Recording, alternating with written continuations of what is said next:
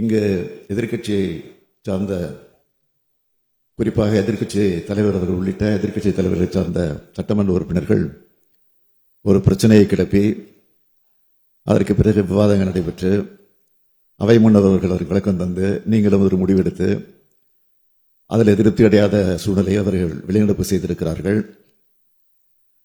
அதே நேரத்தில் நான் சொல்ல விரும்புவது, கையிலே ஒரு பதாகையை பிடித்துக் கொண்டு வந்து அதில் வாசகம் என்ன எழுதப்பட்டிருக்கிறது சொன்னால், தியாகி யார், அந்த தியாகி யார், அந்த தியாகி யார் என்று எழுதப்பட்டிருக்கிறது. பேட்ஜும் போட்டிருக்கிறார்கள்.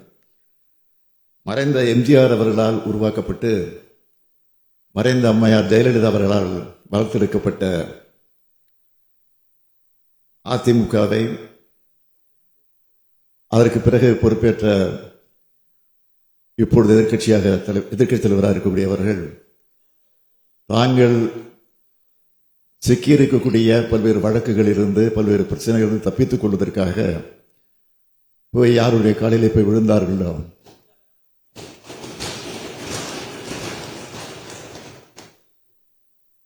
ஆக இன்றைக்கு அப்படி விழுந்த நேரத்தில் நொந்து போய் நூல்ஸாக மாறி இருக்கக்கூடிய அதிமுக தொடர்கள் தான் இன்றைக்கு தியாகிகளாக இருக்கிறார்கள். முதலமைச்சர் பதவி வாங்குவதற்காக யாருடைய காலிலே விழுந்து அந்த அம்மையார் ஏமாற்றிட்டு போனார், அவர்தான் இன்றைக்கு தியாகியாக இருக்கிறார்.